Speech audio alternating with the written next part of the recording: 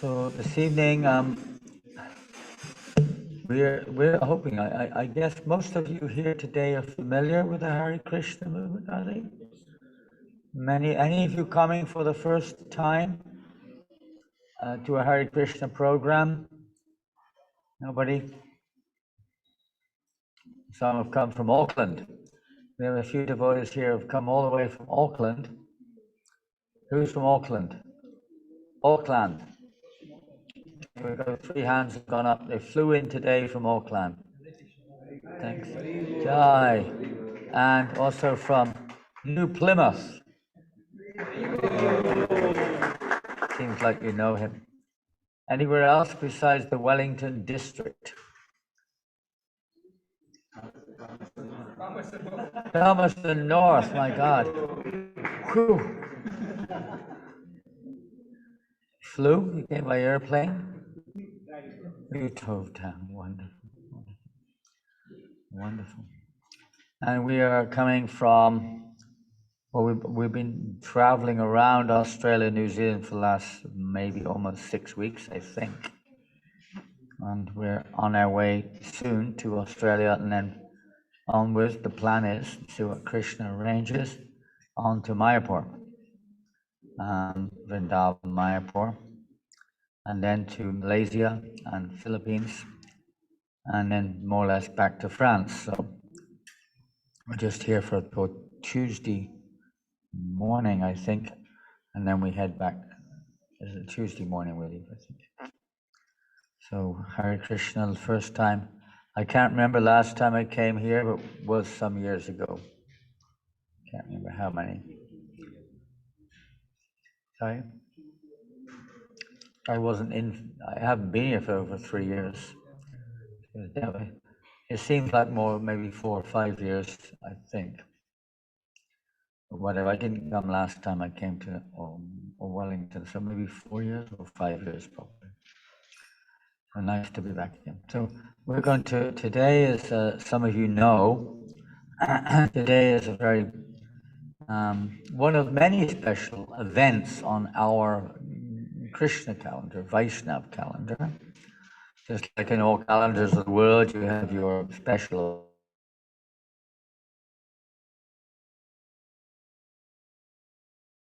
Gandhi and Indian independence and whatever.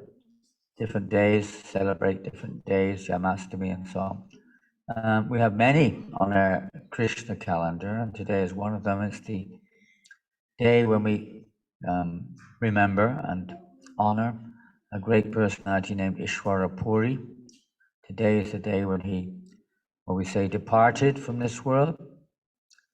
So we'll be trying to talk. We talked this morning a little bit, and we'll try to talk a little bit more this evening about Ishwara Puri and how it's relevant to us in our daily lives and in our devotional efforts. My voice is a little down. I don't know if you can hear me or not. You can hear or not? You can? Try to talk as clearly as we can. We'll start with, probably, I don't know, you have a PowerPoint here. Can you put the song on? You have the songs there? Well, let's sing a song to Lord. We sang Ye Lilo Prima Donna this morning. Let's sing a song. Okay, we can sing a long one, but we won't. Let's sing Sri Krishna Chaitanya Jaya Kora More. You have that one? Otherwise, if you could connect to my computer, I've got them all on my computer. PowerPoint. But this is Apple Mac. Apple Mac is not the same. I don't have a connection. You have to be Bluetooth if you do it. But otherwise, if you can find it on yours, it might be better. No, it won't work. I didn't bring my connection. This is Apple Mac, and Apple Mac is unique. You don't have any ports.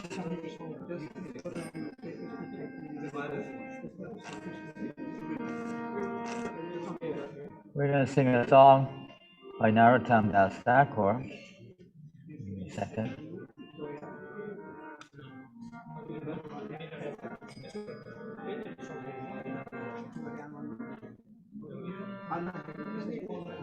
I've got a plug for USB. If you have a USB, I can connect it to my little thing. You got it? Okay, then problem solved. As long as it's clear as a bell. That's a beautiful picture of Giri Govardhan. Lifted of Govardhan hill, the mountain. And Krishna's hands. We're hoping the song will come up soon.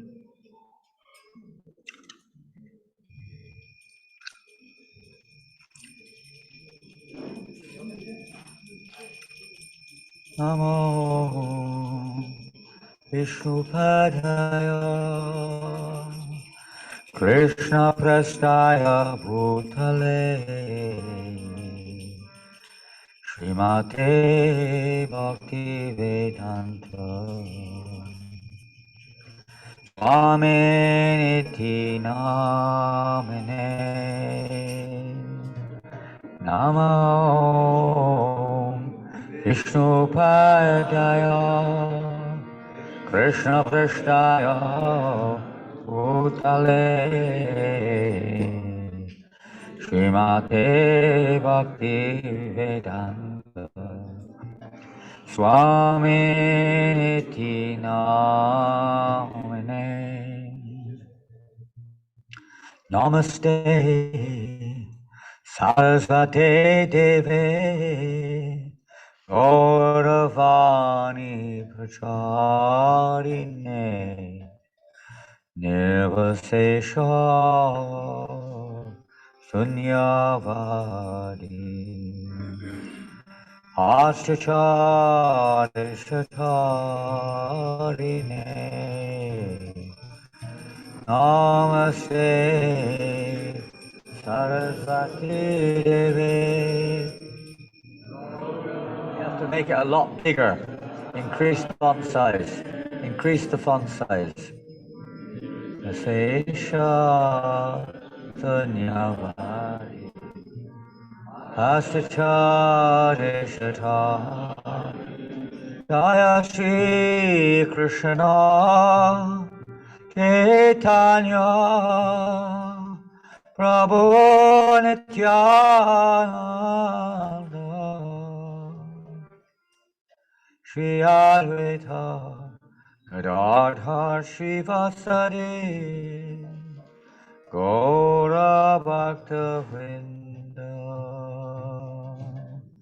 Shri Krishna Chaitanya Prabhu Nityananda Advaita Gadadhar Shivasari Gaura Bhakta Hare Krishna, Hare Krishna, Krishna Krishna, Hare Hare, Hare Rama, Hare Rama, Rama Rama, Hare Hare.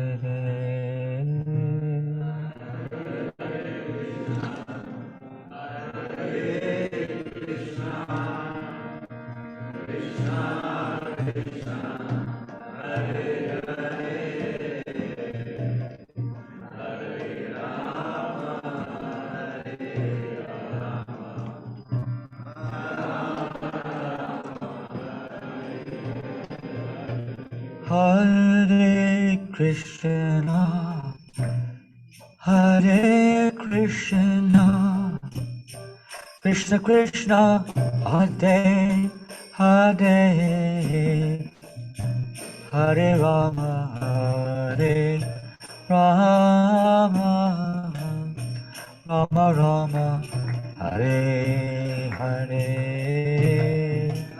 Hare Krishna, Hare Krishna, Krishna Krishna, Hare Hare, Hare Rama, Hare Rama.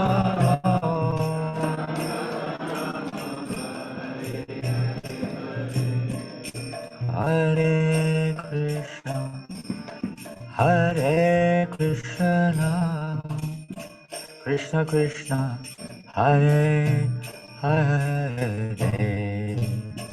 Hare Rama, Hare Rama, Rama Rama, Hare Hare, Hare Krishna Krishna, Hare Hare, Rama,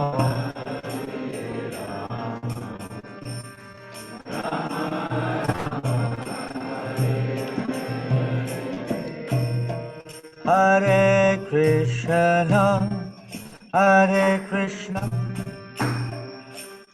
Krishna Krishna, Hare Hare, Hare Rama, Hare Rama, Rama Rama, Hare Hare, Hare Krishna, Hare Krishna.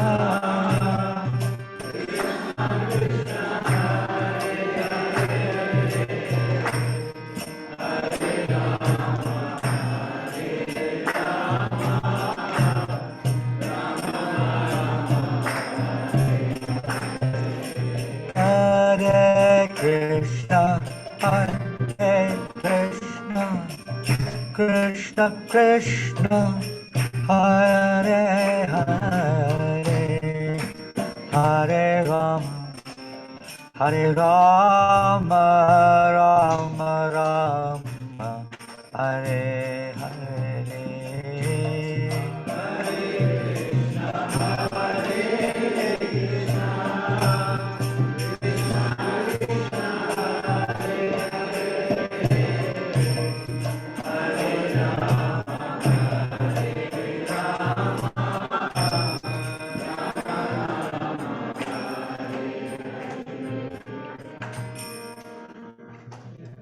Everything is clear. Can everybody read it? The song.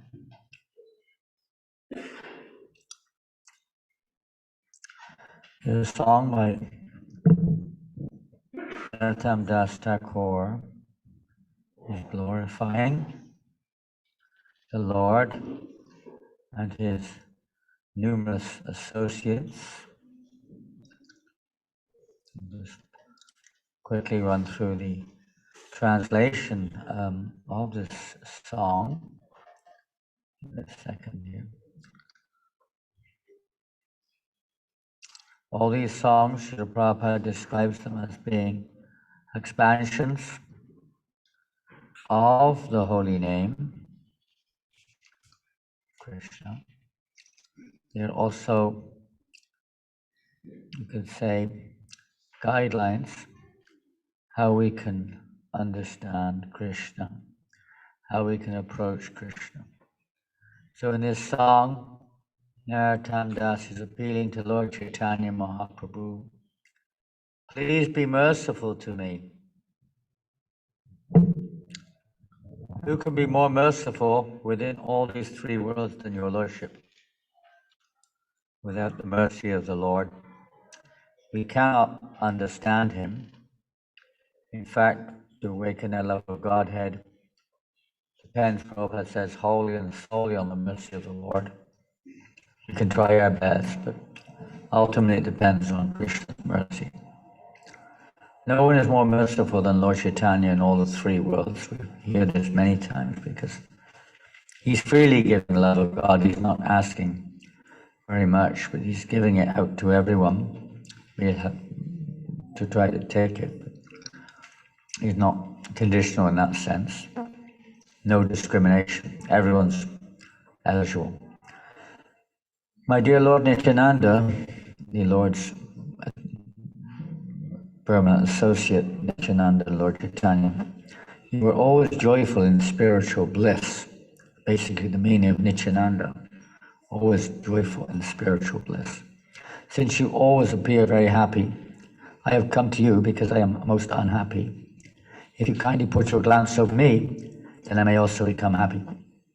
Lord Nityananda gives his glance through the personal presence, of course, but when we call his name and when we associate with his followers, He is the Adi Guru, the original Guru. So the line of devotees, pure devotees, they are basically speaking, delivering that glance of Lord Nityananda, that merciful glance, by giving their instructions wherever they go to conditioned souls, people in general. They give them a chance to receive Nityananda's mercy. My dear Advaita Prabhu, husband of Sita, that's the name of, it's not Ramachandra, consort is Sita, but Advaita Acharya and Advaita Prabhu appeared with Lord Chaitanya, his consort is also known as Sita. You are so kind, please be merciful to me. Tomorrow is Shivratri, and Advaita Acharya is also an expansion or a form of Lord Shiva, who accompanies the Lord in his pastimes to fulfill his various missions. So Advaita Acharya is a combined form of Lord Chaitanya, of Lord Vishnu and Lord Shiva to appear in this world. He's in contact with the material world, so he manifests in this form to preach how to get out of the material world, not just how to accommodate people in the material world, but how to get out of it. And he's also probably our biggest single most obstacle is this false identity with the mind and body, this ahankara, thinking I'm this body. So Lord Shiva especially is said to be the Lord of the false ego. So by his grace we can become free of this false ego. If you are kind to me, naturally Lord Chaitanya, Nityananda will also be kind to me.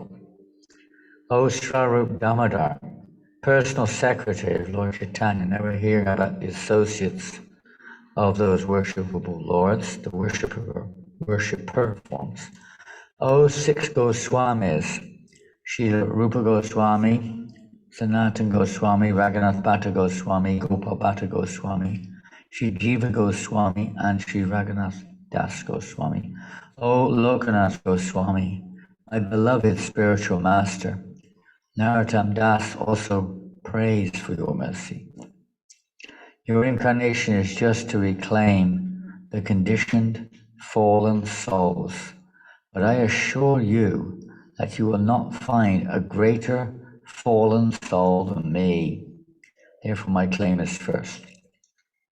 It's a feeling of a devotee. They feel themselves most unqualified, lowly. They see everyone else as superior. So in that sense, he's considering I'm the most. Lord Chaitanya is known as Patita Pavana, deliverer of the most fallen. So we say I'm the most fallen. O Srinivasacharya, successor to the six Goswamis, please be merciful to me. Narottam Das always desires the company of Ramchandra Chakravarti, another great devotee who was like his disciple, but they were very close associates in Gaur. And just after Lord Chaitanya's pastimes, Narottam, Srinivas, and others became the prominent acharyas in our line. So we'll sing this song.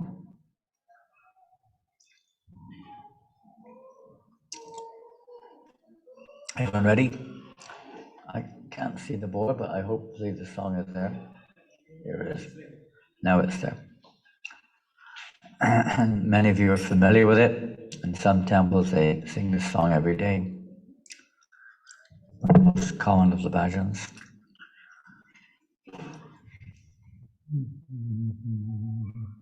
Shri Krishna Chaitanya Prabhu. Just get my throat. Shri Krishna Chaitanya Prabhu. Shri Krishna Chaitanya. How does it go? Shri Krishna Chaitanya Prabhu. Doya Koro More. That's one tune. What's the other one? When we sing in Mayapur, who knows? Shri Krishna Chaitanya. How does it go? The Mayapur. Shri Krishna Chaitanya Prabhu. Thank you. Daya Koro More. That's not it either, is it? That's not it. Anyone remember? I usually sing it, I've forgotten it. Shri Krishna Doya. There's so many tunes you can sing to this. Very nice. Jagata Samsa. Okay, we'll sing that one. It's majority vote by the sounds of it. Sri Krishna Chaitanya Prabhu Daya Koro More Toma Vina Kedoyalu Jagata Samsare Shri Krishna Chaitanya Prabhu Daya Koro More Mavina Deoyaru Jagatasan Patita Pavaetu Tadavata Mostamo Patita Prabhu Napaebeha Patita Pavanaetu Tavavata Samopatita Prabhu Napaebeha Ha ha Prabhu Nityananda Premananda Sukhi Kipavalo Kanakolo Ami Boro Duki Ha ha Prabhu Nityananda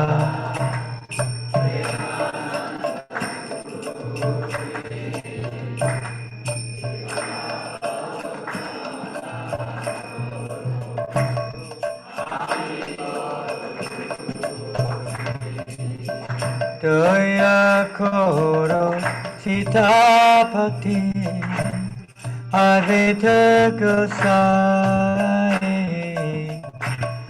Tava Kripa Bole Pai Chaitanya Nitai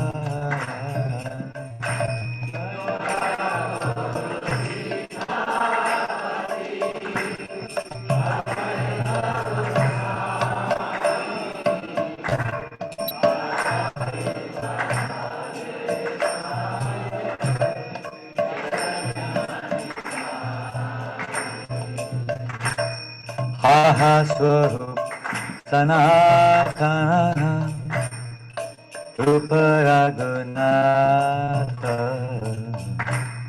Pata Yuga Shri Jiva Prabhu Lokanatha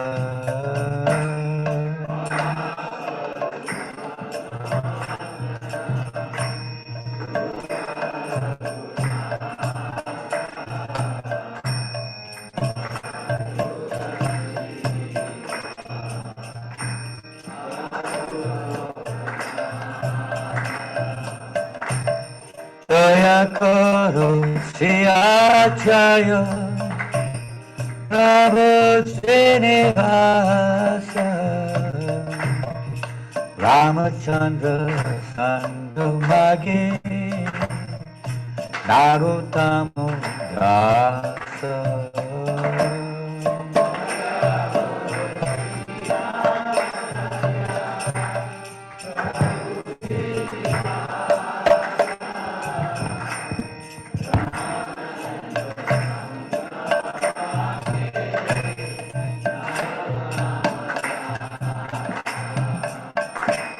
Shri Krishna Chaitanya Prabhu Jaya Karo More Toma Vina Kedoyalu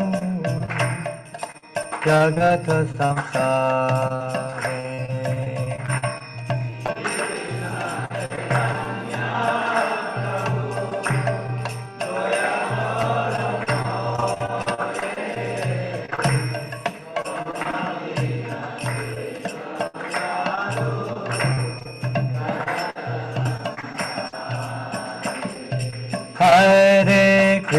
Hare Krishna, Krishna Krishna, Hare Hare, Hare Rama, Hare Rama, Rama Rama, Hare Hare.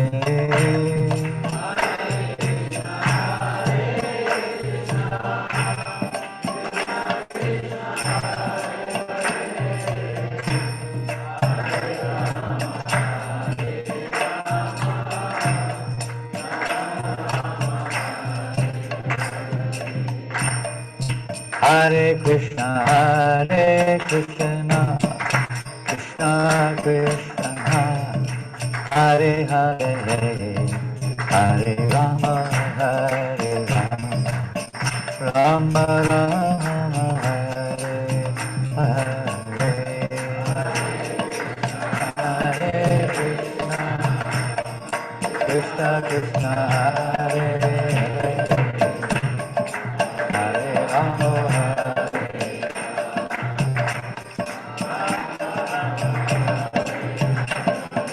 Hare Krishna, Krishna Krishna, Hare Hare, Hare Rama, Rama Rama, Hare Hare. Krishna Krishna, Hare Hare,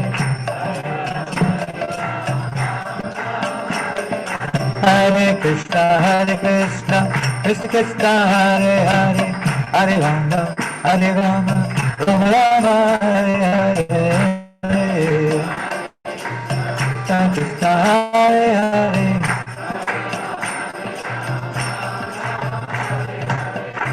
Hare Krishna, Hare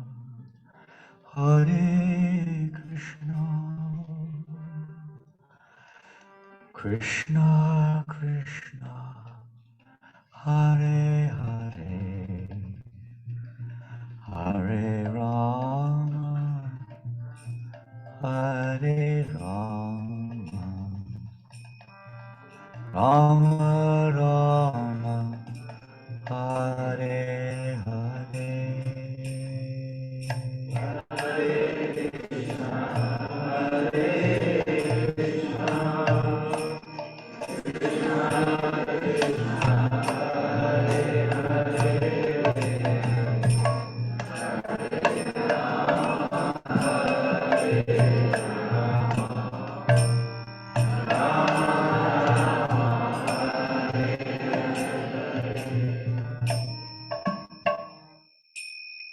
Oh, Brahmandi. That was funny because it's the same tune that we sang again. It's amazing. We don't sing that tune very often. Pardon? I told you early on, keep your mouth closed. That isn't the song tune we normally sing, at least in Mayapur.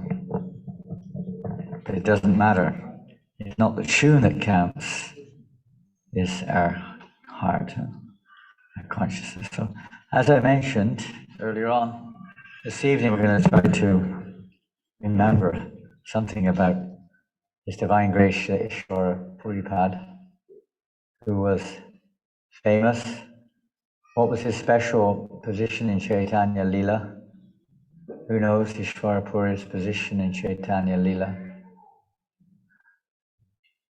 It's quite a simple question. I'm surprised, other than here, he's keeping his mouth closed, but other than Rishikesh, I'm surprised no one else can answer me. Put your hand up if you know what Ishwara Puri, his role was in Krishna Lila.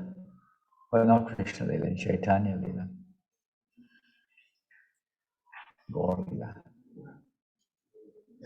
Krishna Jai.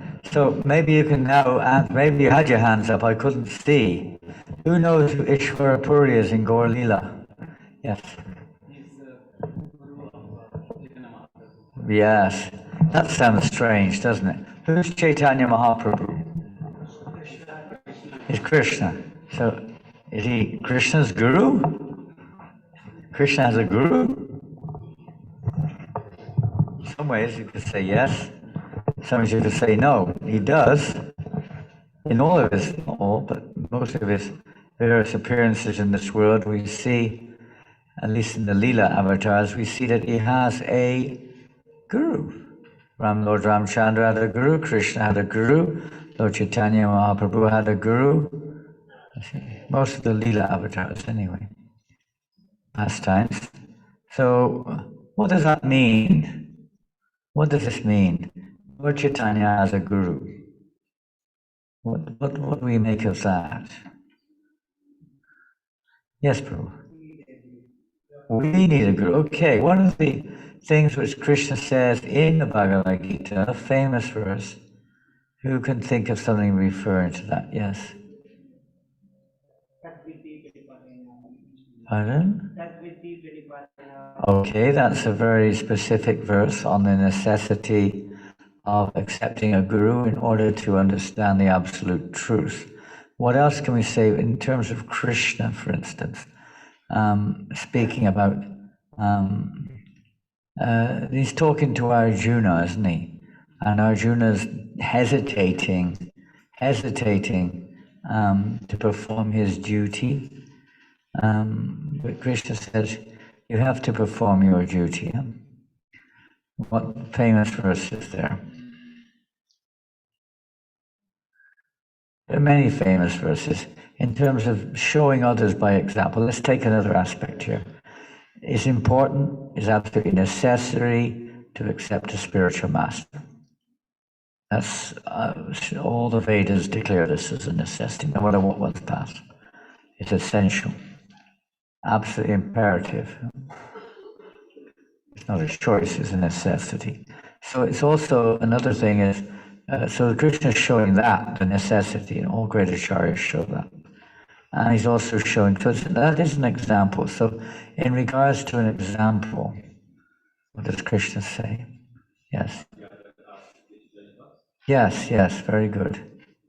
Tat Chit pramanu kurte, lokastarana vartate. What does Krishna say?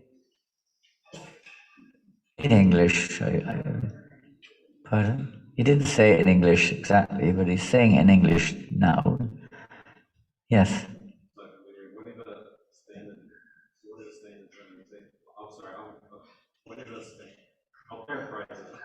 You'll paraphrase, no problem.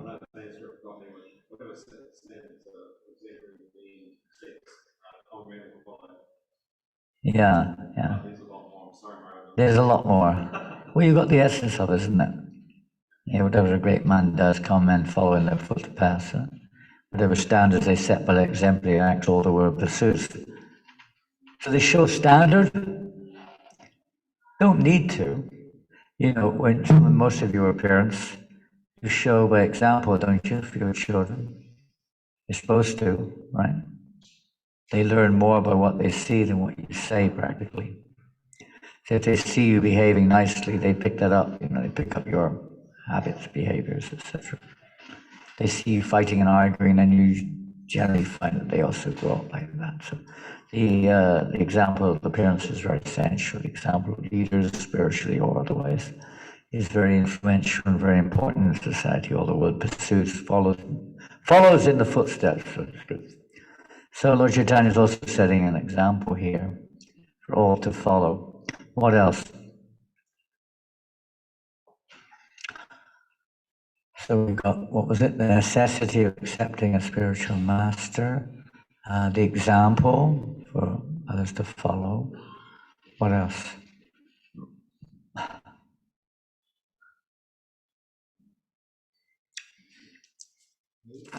Pardon? Well, that's something you could say a little different, but in terms of why Lord Chaitanya accepts a spiritual master.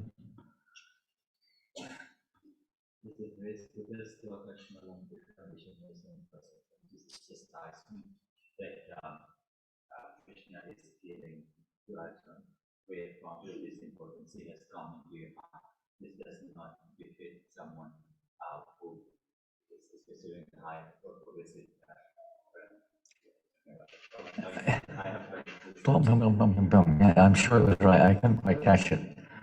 There's a verse spoken by Krishna to Arjuna where he explains what? So in this case, it's a chastisement. Chastisement.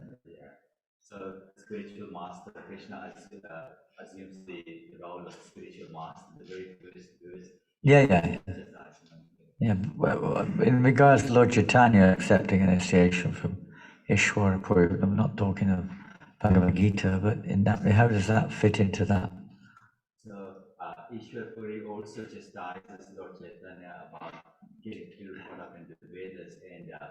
Well, that's another thing which comes later on. It's definitely true, it's definitely related. But I don't know if that's, yeah, it could be. Lord Chaitanya is teaching us that we need to be chastised. Could say that, although that may not go down as a particularly attractive aspect. But there's another one too, maybe more.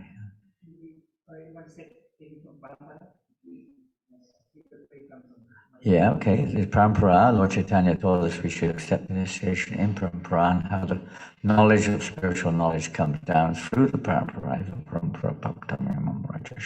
etc. So, yeah. Well, here's the other one. What brings the Lord the most pleasure? Pardon? One, please. I get like a wow. One. You said something. Service to the devotees. Okay. What does that mean? What do you mean service to the brings the Lord the most pleasure? Does that mean you serve the devotees?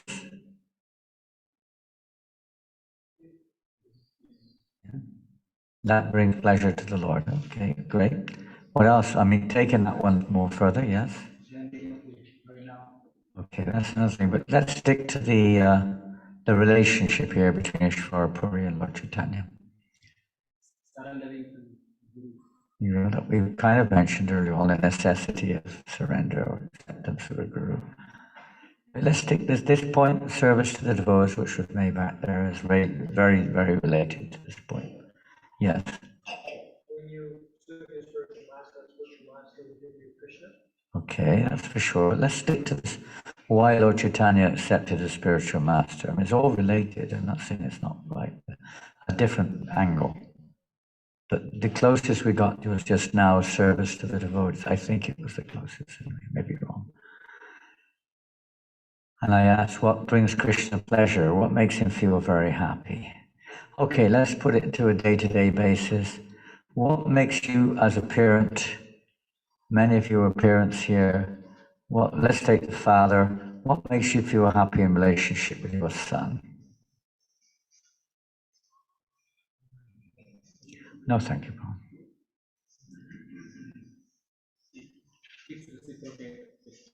Kids reciprocate, very good.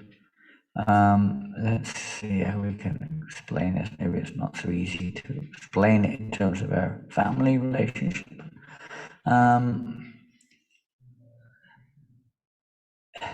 When do you prefer it when your son serves you or you serve them? They're both good. They're both pleasing. But your natural propensity is to serve your son. Your son is dependent on you, isn't it? So Krishna's natural propensity is to serve his devotees. This is the essence, basically, of spiritual life, is that Krishna likes to serve. Although he's the master of all, we're all his servants. He prefers to serve his devotees than be served. Does it make sense? He prefers, I mean, in his heart of hearts, he's not going to deny anyone's service by any means. But in his heart of hearts, he's much happier when he serves his devotees. And there's unlimited examples of this in many of the various forms of Krishna we know about. There could probably be many examples if we think carefully of how happy the Lord is to put his devotees up on a higher platform than himself, doesn't it? To glorify his devotees, even Arjuna, Hanuman. He placed them on a higher platform in some ways. They were the heroes, you know. He wants to see his devotees glorified. He wants to glorify. He's much happier because the devotee is more dear to him than his very self, more dear than his own self. Just like your kids, especially the mothers, the fathers also. Many times your children are more dear to you than yourself, right? You'll give up your own life for your child, isn't it? It's just the way it is. That's how nature has it. It comes from Krishna. It may be perverted in this world, but it's still natural. So Krishna loves to see his devotees glorified.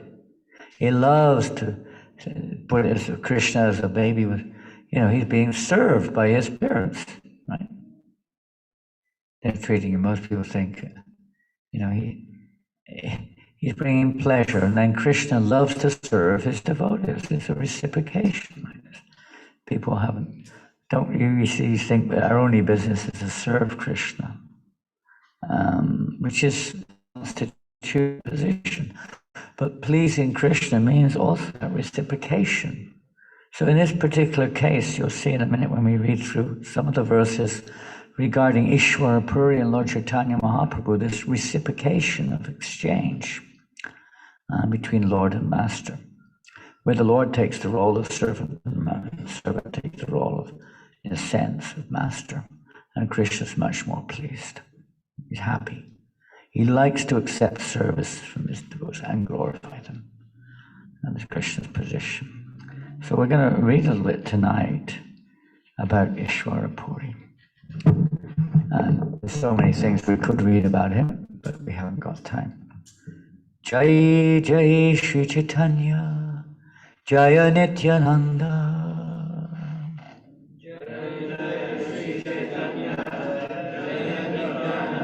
Jai Advaita Chandra, Jaya Gaura Govinda.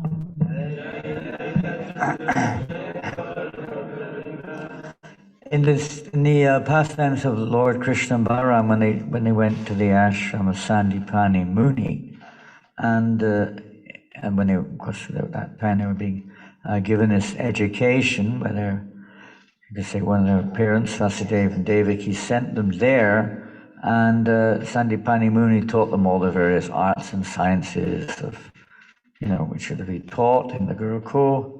And of course, they picked it up immediately without any ado. Why? How? Because this is all coming from them. It's not that they're learning something new. Knowledge comes from Krishna. So it's like this, that for instance, I think a few days ago you had a rain, I don't know if you had it in Wellington, but in Auckland, in New Plymouth, even in Christchurch, they had a lot of rain. Perhaps you had here also. So where does the rain come from? Where does it come from? Huh? Pardon? Yeah. Yagya? People in Wellington are performing yagya? You maybe. There's a kind of yagya, but not a very good one. They're working in factories and doing all kinds of things. I mean, that's traditional, but let's say, just talk about climatically.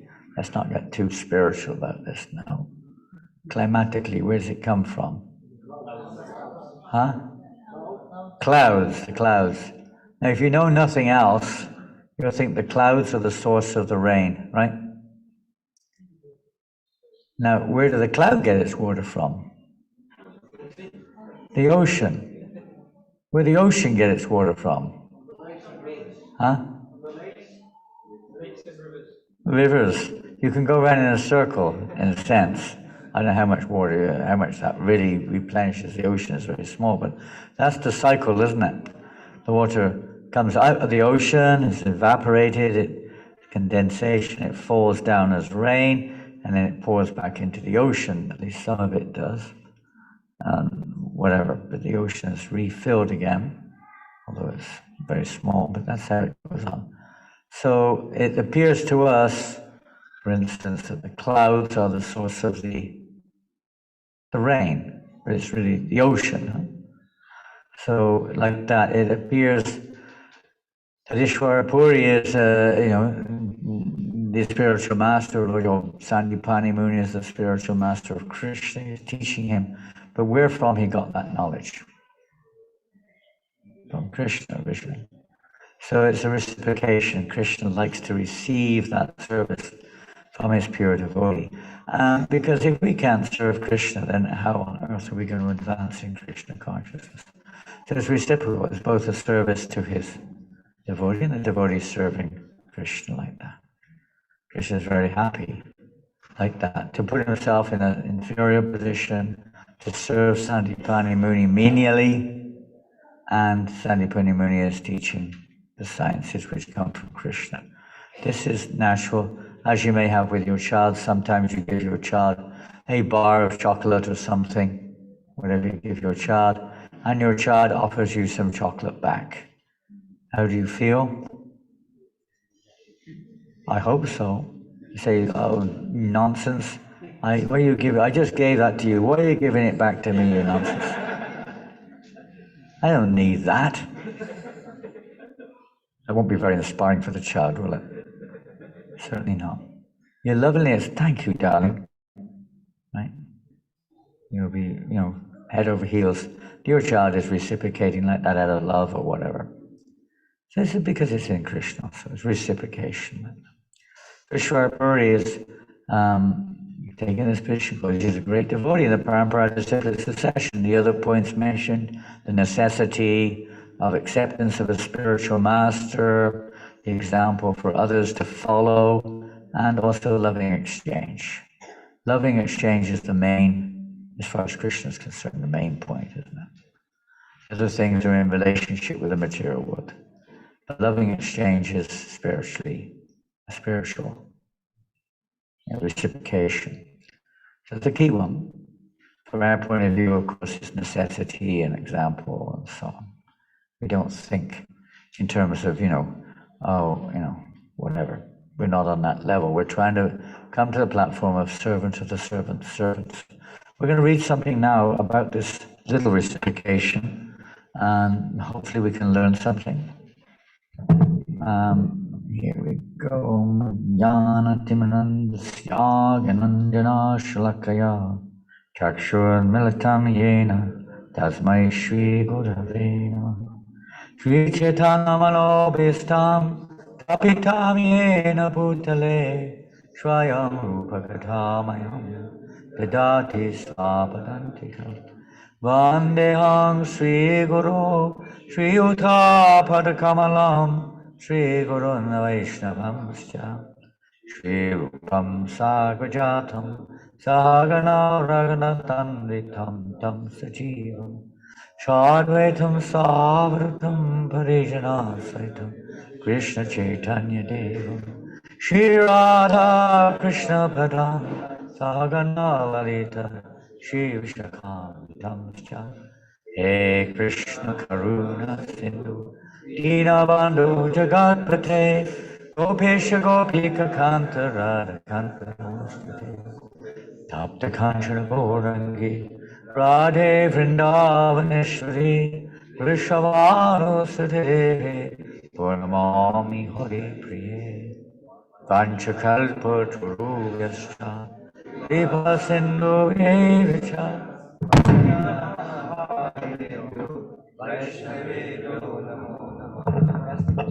Far too far to read that. Shri Advaita Gadadhar Srivasari Gaura Bhaktavindam Hare Krishna Krishna Krishna Hare Hare Hare Rama Rama Rama Hare Hare.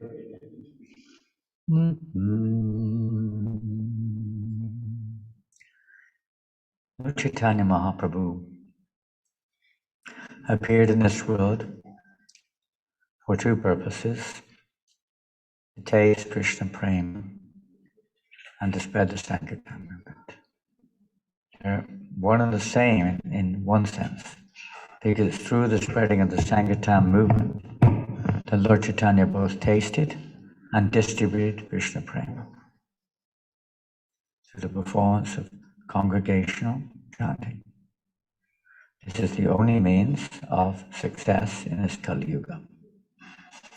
Every other service supports this principle.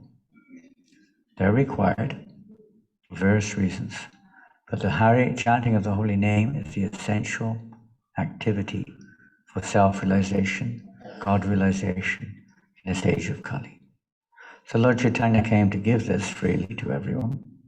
And in the execution of congregational chanting, in the association of devotees, following the proper process, by the mercy of Lord Chaitanya, one can awaken prema, love of Krishna. So Lord Chaitanya Mahaprabhu, in his early years, when he appeared in this world, he did not openly manifest these purposes.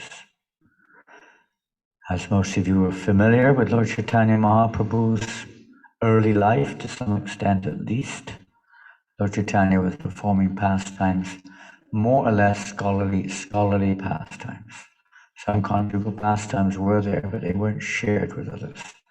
They were with his consort, Lakshmi Priya, or later Vishnu Priya, and he was also experiencing, or let's say, reciprocating Vatsalya Bhav with Mother Sachi and Jagannath Mishra and other senior members like Srivas Thakur, Vechar, and others, and their wives, of course. He was also reciprocating friend pastimes with the coward boys. At that time, they didn't know they were coward boys, but they were his scholarly friends, school friends, schoolmates. Like this, he was actually performing, or let's say relishing, all these rasas, but it wasn't revealed to the world. They were just natural events. They were, as any kid would with his mother, with friends, and of course when he had his consort, his wife, with his wife, like that. But it wasn't revealed beyond that, practically speaking. And he was especially interested in scholarship. He was sometimes known as a wrangling pandit. He would tease others scholars in various ways, challenge them in other ways, defeat them, not necessarily humiliate, sometimes not. Defeating it. He was undefeatable. He seemed to be simply interested in logic, nyaya, grammar, and debate.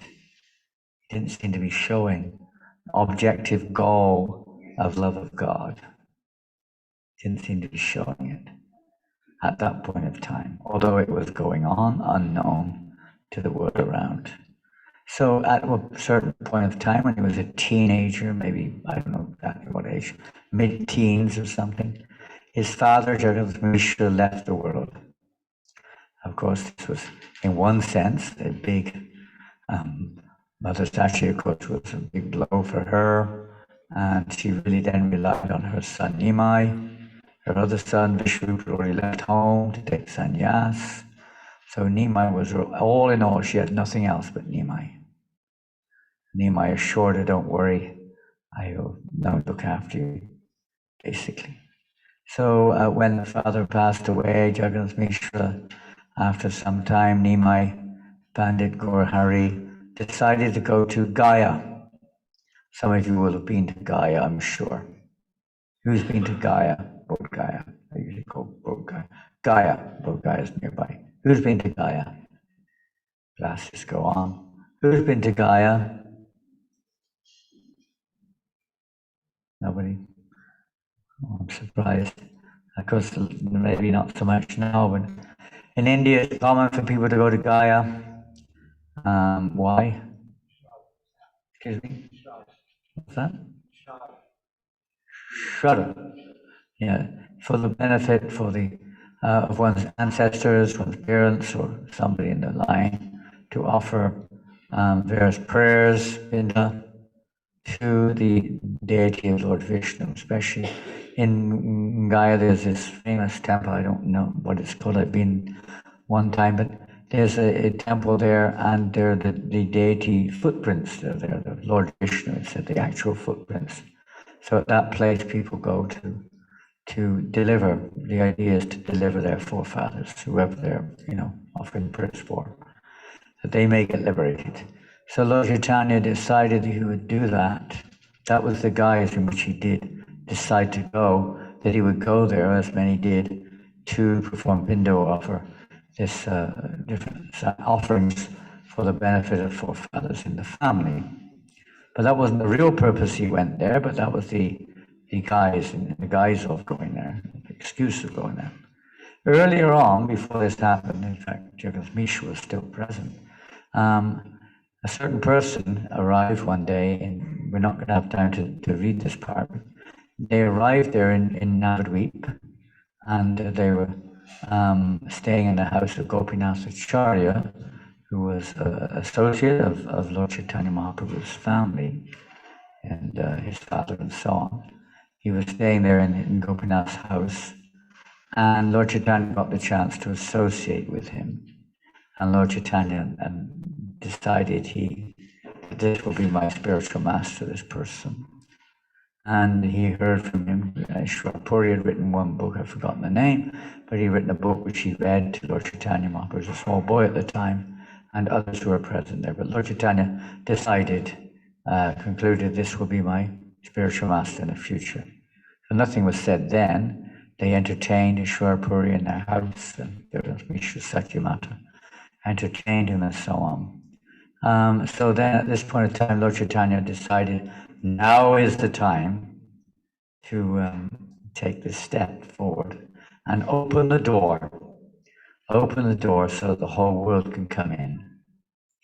Up to this point, it was very localized.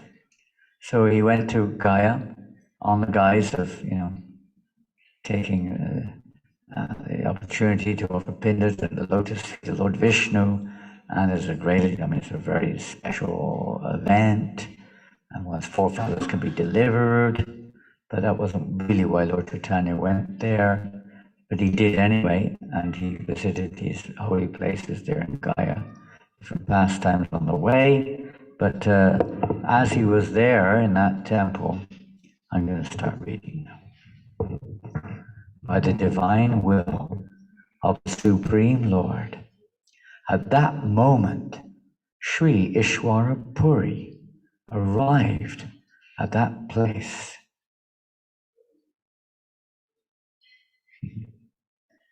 There's a commentary by Bhaktisiddhanta Maharaj.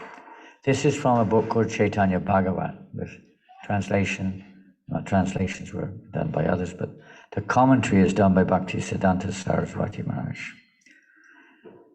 Commentary. When Lord Sri Gaurasundar's hair stood on end due to love of God, while seeing his own lotus feet, by the will of the Lord and by providence, Sri Ishwara Puripad arrived there as a Mahanta Guru.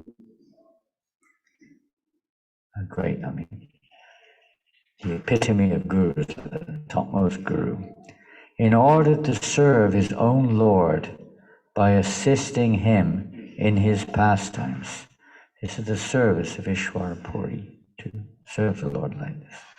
In order to disclose that he is a descendant of Srimad Purna Pragya Madhavacharya Ananda Tirtha in the Vedic disciplic succession, Sri Gaurasundar, who is the Supreme Lord of all Acharyas, inspired Ishwara Puripad to come there, all orchestrated by Lord Chaitanya Mahaprabhu. He inspired him to come there. On seeing Sri Ishwara Puri, Sri Gaurasundar respectfully offered him obeisances. The Lord offered his own devotee obeisances. Ishwara Puri was also delighted to see Gaurachandra, and he happily embraced him. Vaishnava etiquette, culture, Vedic culture, of course, even world culture, one offers respect to a senior person, as a child offers respect to his parents, and so on and so forth. Similarly, Lord Gaurachandra, being junior in age, offered his respects to Ishwara Puri. And Ishwara Puri happily embraced him. He was very happy. In the ecstasy of meeting each other, they both became soaked with tears of love. The Lord said, "My journey to Gaya has become successful the moment I was able to see your lotus feet." So most people go to Gaya to see the lotus feet of Vishnu, but what can we see with our material eyes? What can we see? Of course, there's great benefit there, but frankly speaking, we don't have the vision to really see the Lord, the deity, etc. But the deity is seeing us, and he's seeing our consciousness and our intentions, etc. It's getting warmer now, I think, fortunately. And we get purified in that way. So the real essence, and I'll just read a few verses here.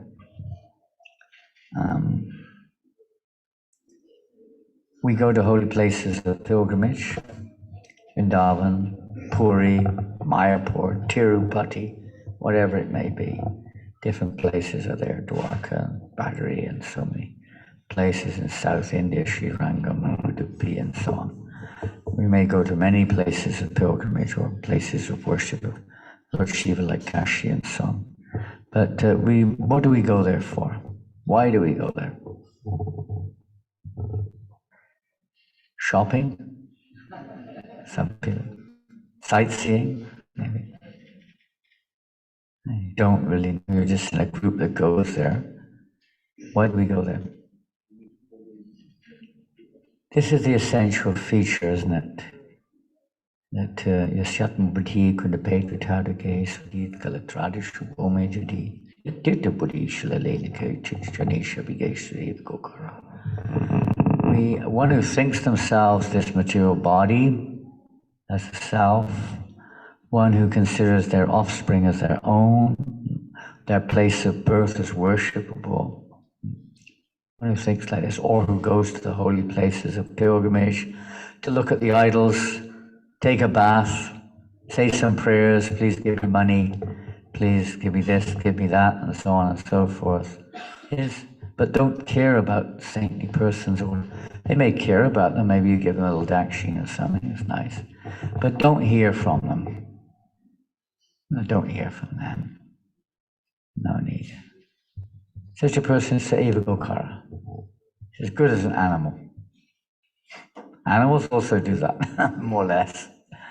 They walk in the holy dham, taking their baths and going here and there. That's not the point. The purpose of going there is to hear.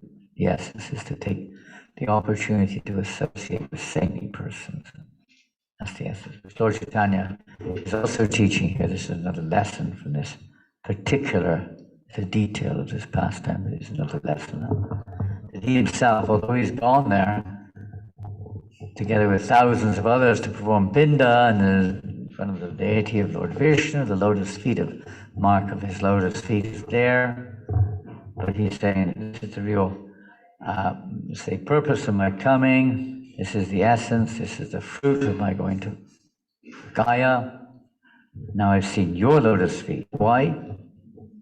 What happens when you get that opportunity to see the lotus feet of a pure devotee of the Lord? And what does that mean exactly? Expansion, please. Huh? Yes, very good. You got it. I didn't hear a word you said, but I'm sure it's right. Anyone has something to say? Why? What is the result of this? Why is it so important?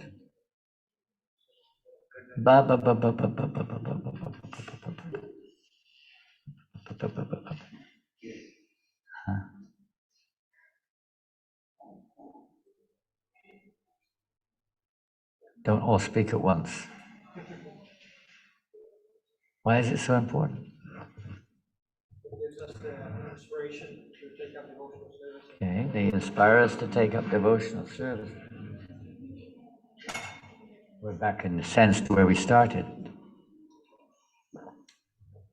This is the only way to approach Krishna through his devotees. You can't approach Krishna directly. You can stand in front of the deity for millions of lifetimes, but with not having the right conception or understanding, that's where we remain. Maybe a little reverential, you might gain some reverential situation. To understand our real nature and our relationship with the deity, by the mercy of the devotees. As long as we're attached, like the song, it wasn't this song, another song, of Narottam Gauranga Bolite Habe, Vishaya Chariya Kabe, Shuddha Habiman, Kabe Hama Herabo, Sri Vrindavanam. What does that mean? You should get on the Qantas or Air New Zealand plane and fly to New Zealand and fly to Vrindavan, right? And rent a 5,000 rupee a night apartment, MBT or something like that. Is that what it means? What does it mean?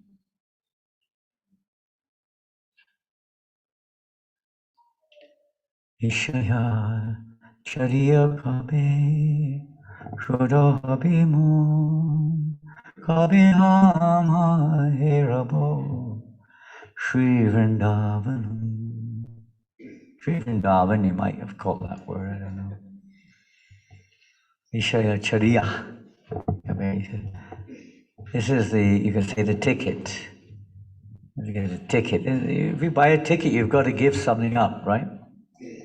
What do you have to give up to buy a ticket on the plane? What is that?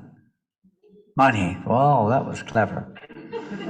Very, very intelligent. Well done. Money, you have to, it's a little bit of a sacrifice. You search around, you save 10 cents on this one over that one. Try to jiggle the prices so you save money. In austerity, to give up money, we've got to give something up. If you want something else, you have to give up something. So there's a price, although sometimes giving it is free, but to get the actual fruit, you have to be willing to give up something. And that is sense gratification, Vishaya Chariya Kabe. You have to give up material sense gratification. The price of going back to Godhead, of entering into Vrindavan. So the pure devotees, service to the pure devotees, by the way, is the gateway. You've got to go through the customs and immigration when you arrive in Delhi, I guess, wherever you arrive, Chennai, wherever it is. When you arrive, you have to have your visa, you have to have, maybe you've got to have a, what's it called, PCR test or something like that. Nowadays, I don't know what they're asking nowadays.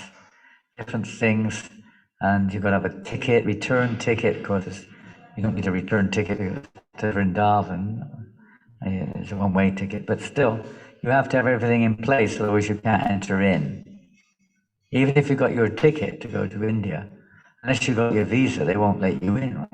Maybe you're Indian, they call it OCI or something. Maybe you've got your OCIs, but we Westerners, or whatever we're called, have to have visas, right? To enter in. You've got an OCI also? Anyway, whatever. We need a visa. And if you haven't got a visa, ticket's not enough. Even a PCR test is not enough. But you got my test, but you haven't got your visa. You got a ticket, you haven't got your visa.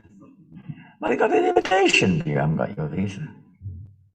You have to have the visa also to enter into the spiritual world. So service to the devotees is the actual, say, eligibility to enter into the spiritual realm. And we go to these holy places, which are like embassies of the spiritual world. And there we have an opportunity to get a visa. You have to get the visa from the embassy. So the embassy, you have to get it from ultimately the ambassador. So the ambassador of the country is the spiritual master or the pure devotees of the Lord. They're like ambassadors of the spiritual realm. So you have to get, either directly or indirectly, you have to get a visa through them. You can't go directly. You got to get the visa through the right source. So they're the source, the gateway, the opening to the spiritual world. So one has to take that step in order to go that step further. Otherwise you get to the border, but you can't enter it. Well, here's something interesting. This is a song, actually, by Bhaktivinoda Thakur, which we're not going to sing. Manatumi Tita Sudevata. And he sings all about the holy places of pilgrimage. My dear mind, you are always attached to the different places of pilgrimage, such as Ayodhya, Mathura, Hardwar, Kashi, Kanchi, Avanti, and Dwarka.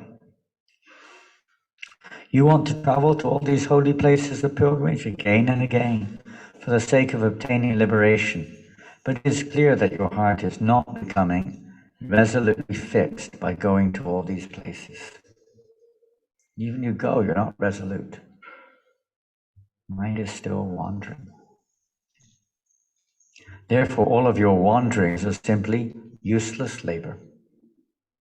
Bhaktisiddhanta Maharaj said, what time do we have to take bath in holy places of pilgrimage or visit holy sites? Of course, he encouraged his disciples to do it and he even took them to these places. He said, what real time do we have? We don't have time for that. He was so absorbed in hearing and chanting about Krishna, he felt no time for that. Spreading kirtaniya. The real benefit of visiting any holy place is to achieve the association of the pure-hearted devotees of the Lord living there. That's the real benefit. Establishing intimate and friendly relations with such great souls, let your heart be captivated by performing the charming worship of Lord Krishna in their association. Nice, huh? Wherever the Lord's devotees are living, that place becomes a place of pilgrimage. Wherever it can be in Lower Hut, it can be a place of pilgrimage. You don't have to go anywhere. Wherever you are, that can become a place of pilgrimage. There's a famous verse. Therefore, you should become fixed by constantly remaining in the company of such devotees. Now, you may not have the physical company, but we can associate through their words, through their writings, through instructions, etc., etc. And there's a beautiful verse, and this was quoted earlier today, I think, in the car. Where is it? This is another one. It comes later. I never visit any so-called place of pilgrimage that is devoid of the presence of unalloyed devotees. Don't go there. We don't just go there to want to see it. It's also nice, it might remind us of our objective goals. But the real purpose of going to Vrindavan is to hear from exalted Vaishnavas, to render service. It's also nice just to go there, but our goal is not just liberation. Our goal is love of Godhead, not just to get liberated from birth and death, which you may get, but that's not our goal. Love of Godhead is only possibly available from those who have it. You can't get money from someone who doesn't have money, as far as I know. Don't ask me, please, for any money. I have to keep it secret. I'm loaded. Wherever there are devotees, that is actually Vrindavan. You don't need to go for far distant places. Only there can one find unlimited spiritual pleasure. He goes on, so many nice quotations that there. What benefit would I get by circumambulating all the holy places of pilgrimage? My vow is to serve the Vaishnavas with firm resolution and untiring endeavor. And then he goes on to explain, if you offer bindu or whatever oblations to the forefathers, only they gain a benefit. But by seeing the lotus feet of a pure devotee, millions of forefathers are immediately freed from material bondage. The whole family benefits. Millions according to this. Therefore, holy places are not equal to you, for you purify even the holy places. This is Lord Chaitanya speaking to Ishwar Puri. You purify. In fact, even the mother Ganges, Ganga Devi, she approached, I think it's Ananta Samhita, one of the scriptures, describes that she was thinking, I do not want to hang around in Kali Yuga. All that will happen in this age is that people will come, take their bath, and think, now I can become free to my sinful actions. Finished. In other words, she becomes like a dump. You dump your garbage. She didn't really want to hang around. She didn't want to hang around. But Krishna assured her, no, stay around, because I will be appearing soon in the stage of Kali. And he himself said, because he will bathe in your waters. But not only that, but I will send Mantrupashika. Mantrupashika means the worshipper of the holy name. He will go all over the world and will bring people of all walks of life, races, every type of person, to devotional service, to chant the holy name of Krishna. And they will come and they will bathe in your waters, and you will feel great happiness. So she was excited and decided to stay on a little bit longer, at least for another few thousands of years. Ganga will still bless the world with her presence. Yes. Here's a famous verse in the Bhagavatam. Bhavadya bhagavatas tirtabhuta swayam vivo tirti kurvanti tirtani svantakstena gadabita. My Lord, devotees like your good self are verily holy places personified. This is Maharaj Yudhisthira speaking to. Control your senses, young man. Now, this is a great way not to control your senses, but in some cases you do have to even do that. Who is he speaking to? I'll read the verse again. My Lord, devotees like your good self are verily holy places personified, because you carry the personality of Godhead within your heart. You turn all places into places of pilgrimage. Pardon? Yudhisthira is speaking to? No. Good suggestion. You weren't the first one to say that. Someone said that earlier too when we read this verse. Who is he speaking to? Okay. Very good. Well done, Vidura. See, you have to come all the way from Palmerston North to enlighten all you hut people, you hut men. You've been living in a hut too long. Come out of your huts. Vidura. Vidura.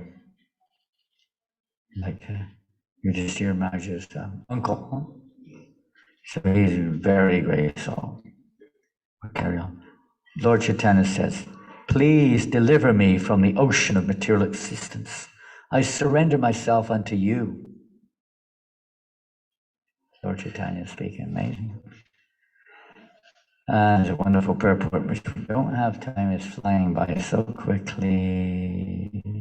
The importance of taking shelter, Guru Padashraya, of a guru or a spiritual authority. This is how we approach Krishna. Only through the Guru can one get Krishna. Guru, Krishna sends the Guru. Guru is the gateway or the only path to reach Krishna. They teach us the path, the Abhideya. I beg that you make me drink the nectar of Krishna's lotus feet. So it's interesting. The lotus feet are there, but people can't drink the nectar. We're not able to drink her. Tongues are covered, like a jaundiced person cannot taste the sweet sugar cane. So when we're cured of jaundice, then we can taste it. Similarly, one who is afflicted with the disease of avidya cannot taste the sweet nectar of the holy name. So he's begging that he can please become eligible or qualified, purified in the association of great devotees. We can become purified to taste that nectar of the holy name. Ishwara Puri said, listen, dear Pandit, I know without a doubt that you are an expansion of the Supreme Lord. Can anyone other than an expansion of the Supreme Lord possess the extraordinary learning and characteristics that you have? I had an auspicious dream last night, and today I've obtained the fruits of that dream. Oh, Pandit, I'm telling you the truth. I'm feeling great ecstasy every moment since I've seen you. From this time I saw you in Nadia, my heart has had no other attraction. I'm speaking the truth, nothing else. When I see you, I feel the happiness of seeing Krishna. Hearing his beloved Ishwara Puri's truthful words, the Lord smiled and said, It is my great fortune. In this way, the two exchanged many other pleasing words which will be described in the future by Vedavyas. The Lord then took leave of Ishwarapuri and went to offer oblations to his forefathers.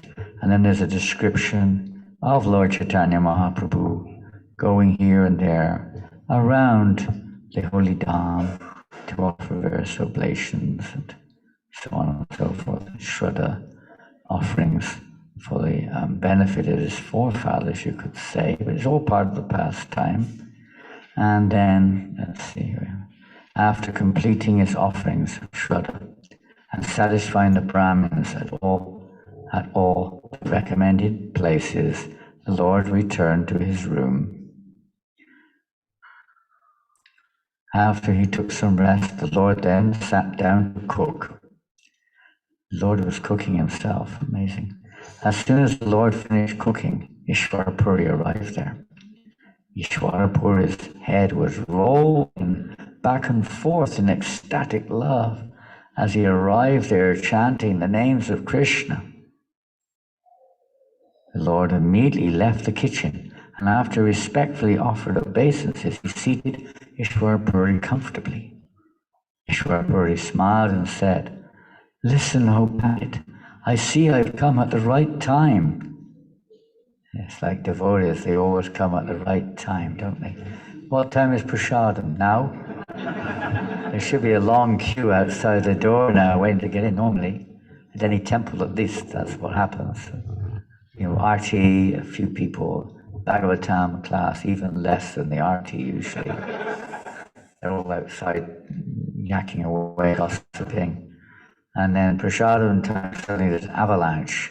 And if you happen to be in the class, you probably don't get any prasadam because they'll devour it all as quickly like vultures.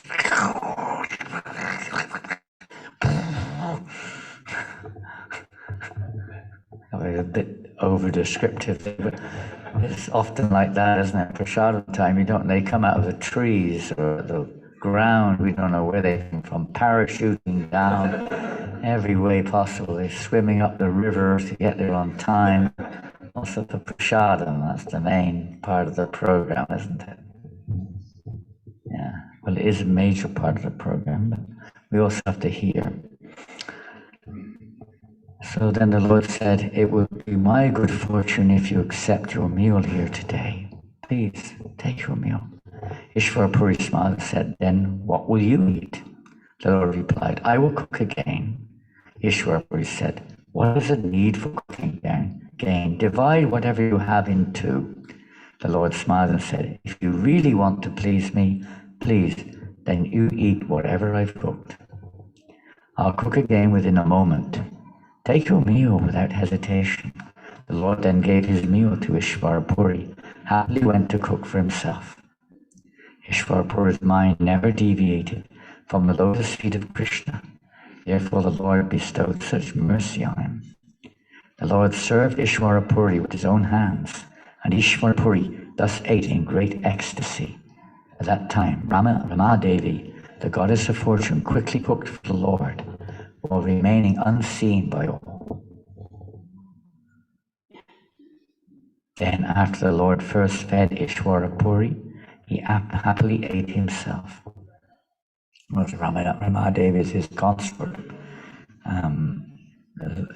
Another form of Radharani, another name rather.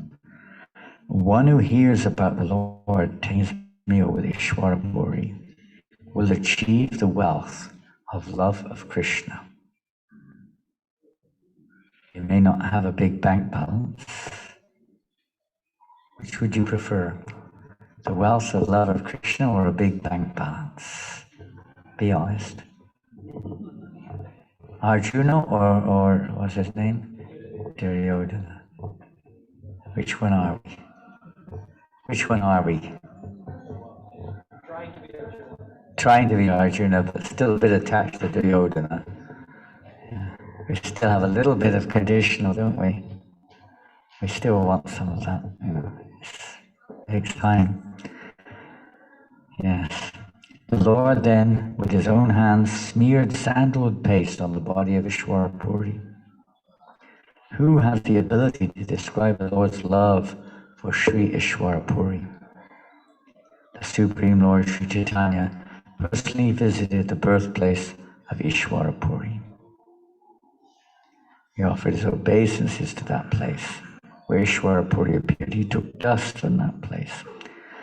Lord Chaitanya cried profusely at that place and just glorified the name of Ishwara Puri. He took dust. The dust from the birthplace of Ishwara Puri is my life, my wealth, and my living force.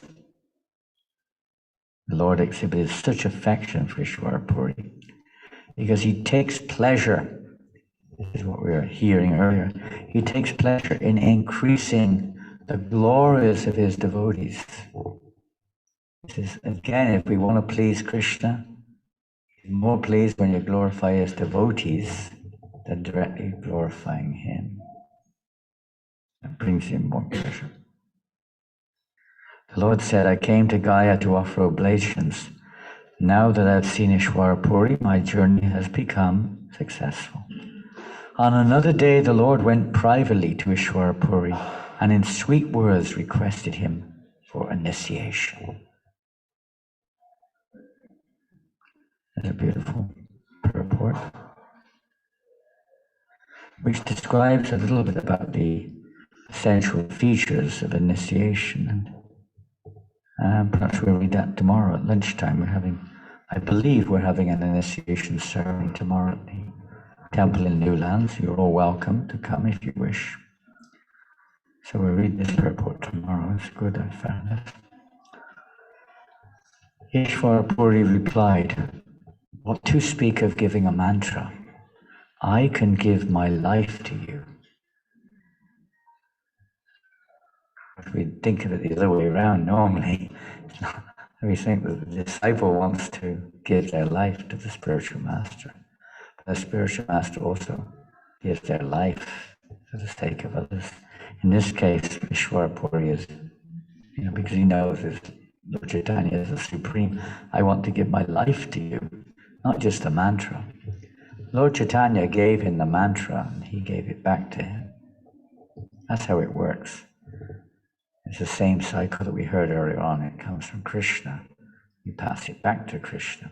Even what we're trying to do is worshipping the Lord. Maybe you've made an offering already of bhoga to the deities. I don't know. But where does the bhoga come from? Krishna. Everything comes from Krishna. You're just taking what belongs to Krishna and offering it back to him. It's the false concept of I am the owner. I am the proprietor, which is to give up.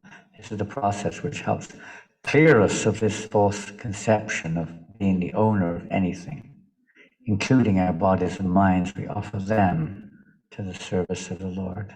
They belong. There is energy. They're not my energy.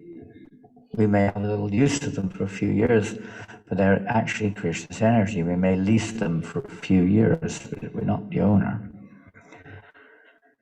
Then, in order to instruct everyone, the Lord accepted the 10-syllable mantra from Ishwara Puri. Now, in the Chaitanya Charitamrita, we see another angle of this meeting. In the Chaitanya Charitamrita, we see that Krishnadas Kaviraj is explaining how his spiritual master told him to chant the Mahamantra. Now, there's two things here. There's Diksha and there's Siksha. So you receive the Diksha mantra, but the Siksha mantra, you could say, is the Mahamantra. For the Siksha mantra, we understand from Chaitanya Charitamrita, there's no actual need for initiation. You just receive it from the bona fide source, from the spiritual master. But the Diksha mantra, this 10-syllable mantra, comes from generally called Brahmin initiation, which is not, again, is not ordinary, because in our line, Brahmin initiation is not just Brahmin initiation, Upanayana, which your children may have when they're 7 years old, even, or whatever it is. It's much more than that. This is a mantra which connects us. It's the same principle as the Maha Mantra. Connects us in loving devotion to the divine couple rather than Krishna. So the 10-syllable mantra is obviously not the Hare Krishna mantra. Hare Krishna, that's 4. Hare Krishna. How much is that? 8. Krishna, Krishna, Hare, Hare. Sorry, 16, 32 syllable mantra. Which was not that one. And secret, this is a secret, but we did. I asked Mahananda Prabhu to search for it today. I mean, many of you know it already, you know it already, but I didn't realize that was the 10 syllable mantra that Lord Chaitanya received. And sometimes it's known as the Gopal mantra, a special mantra which is very specific, primarily for the Gaudiya Sampradaya, a special mantra which he received, was introduced. You say Lord Chaitanya introduced this mantra for achieving the goal of life through Diksha. A wonderful interaction there. So he gave that mantra to Ishvara Puri, who then gave it back, and from then it's passed on. The Lord then circumambulated Ishvara Puri and said, I fully surrender myself unto you. Please glance mercifully on me, so that I may float in the ocean of love of Krishna. Hearing the Lord's words, Ishvara Puri embraced him. The bodies of both became soaked with their tears and agitated due to ecstatic love. In this way, while bestowing mercy on Ishvara Puri, Sri Gaurahari remained in Gaya for a few more days. And so they reciprocated with each other for several days. Then Lord Chaitanya Mahaprabhu decided, he came there with many of his students from Navadvip. So he said, I want you all to go back now to Navadvip. I am going on now to Mathura Vrindavan. I'm finished with this world. He had no interest in it anymore. So he's according to Chaitanya Bhagavat, Vrindavan Das, he proceeded towards Vrindavan. And after a few days, a divine voice came and reminded him of his mission, as thank God, and he returned back, because if he hadn't, we wouldn't be here today, would we? Or maybe another way around, but he then returned with his divine voice, said, you should go back to Navadvip. Later on, you'll go to Vrindavan, but for now, your mission, you have to start the mission of Sankirtan. So he went then back to Navadvip, and from that day on, Lord Chaitanya was a different person by external perspective. He was no longer that scholar who was interested in arguing with other scholars, establishing the right, whatever, understanding of various complicated Sanskrit terms and words and sentences, etc. Now he had no interest in it anymore. All he was interested in was Krishna, Krishna, Krishna, Krishna, Krishna, Krishna. Day and night, madman. He had already gone crazy. Mother Sachi was thinking he's gone crazy. He's bringing people in to try to check him out. Different psychologists and psychiatrists, or whatever you call them nowadays. My son has gone mad. He's gone mad. But nothing they could do. It's the love of God. Lord Chaitanya is now manifesting in full extent love of Godhead and spreading it everywhere he's gone. Everyone became intoxicated with love of Godhead. So when Lord Chaitanya then later on, he did make his way to Vrindavan. On his way to Vrindavan, he passed through Varanasi. And then on his way back, he also passed through Varanasi. On his way back, he decided, now, my mission, he was a sannyasi by then, of course, my mission is to deliver all beings. But I see that the Mayavadis and the scholars and the, all these type of persons, Veda Vataratas, and all these persons who are very proud of their knowledge or their learning, are not taking shelter of the holy name. What hope do they have? So he decided he would try to deliver the Mayavadis in Varanasi. So whilst he was there, one devotee Brahmana had made an arrangement to receive hundreds and thousands of Mayavadi sannyasis in his home. Just like today, we went to the house of, where's Kanda, was he here? Rasika Vishwapita, there he is. About 500 to 1,000 devotees went to his house this afternoon. And they served at least maybe more than 1,000 devotees. They couldn't see them all there, they could only see a few of them. But there were thousands, the cooks are over here. There were thousands of devotees there, they just didn't see them. They didn't see them all. Thousands. relishing the devotion and the prasadam. So he invited them all to his home for prasadam. And thousands of sannyasis turned Mayavadis, all Mayavadis turned up. Kashi is famous for Mayavadis. And Lord Chaitanya also invited Lord Chaitanya. So Lord Chaitanya accepted the invitation. Lord Chaitanya had played a trick already. He took sannyas from Keshava Bharati, who happened, for the sake of Lord Chaitanya, to take sannyas in the Bharati Sampradaya of the Shankara line. So he was accepted by them. They saw him as one of their own kind. So they said, come, come, come. So Lord Chaitanya sat down where everybody washed their feet. He wouldn't sit among, they were in an elevated place. But Lord Chaitanya sat in a very humble place, humility, a very humble way. And then Krishnanda, the leader, pulled him in and said, please come, you look just like you are the Supreme Brahman, you are so effulgent, please come in. So they brought him in and they started talking. And after a while, the sannyasi was saying, what are you doing? You're a sannyasi in our family. You're behaving like a sentimental fool. What is all this dancing and chanting? This is not the business of sannyasis. This is the business of, low-class people, women and children and so on. May dance and chant, but not sannyasis. What are you doing? Lord Chaitanya then recounted his experience with Ishvara Puri, that my spiritual master called me a fool. Spiritual master has the right to call a disciple fool, but when your disciple is the Supreme Personality of Godhead, it does sound a little odd, to say the least. Lord Chaitanya was very happy to receive this admonishment from the spiritual master. Why did he call him a fool? Why?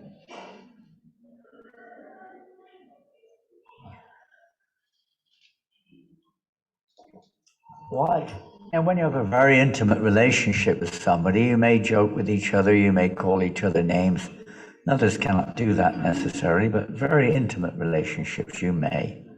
Come on, you're just nonsense, You can talk a little like that sometimes amongst close associates without any feeling of offense, If the intimacy says, so that's one way you could look at it. But why did he call him a fool? Obviously, the disciple is a fool in front of the spiritual master. That's the mentality, you could say. I'm a fool. I just need to be corrected. So what else is there?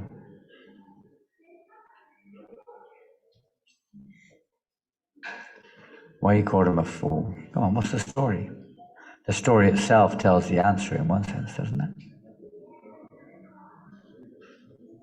You think you can understand the absolute truth through karma and jnana?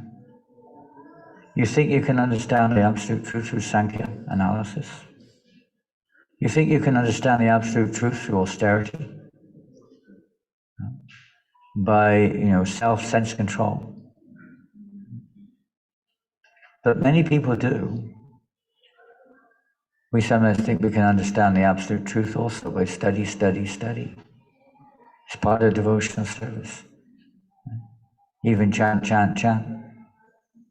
We think, I will understand the absolute truth by doing this and this and this and this and this, and saying this and this and this, and going here and here and here.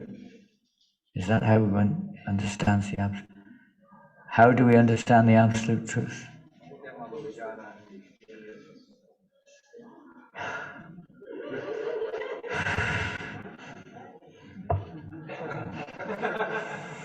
Get ready for this one, boy. It's a pump. Yeah, you can't keep your mouth. I mean, it's great. When you've got something that you can't hold it back, you shouldn't.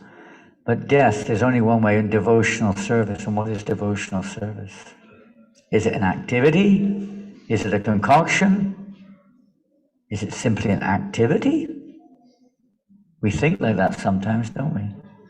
Of course it's related, but there's more to it, isn't there? What is devotional service?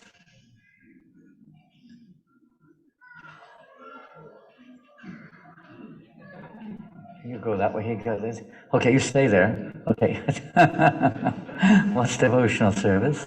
You're sitting Okay, that's the kind of practical, you could say, understanding. Is there anything more to it like that? Service, you could then ask what service to the devotees. What would we say? This definition of devotional service, what is that?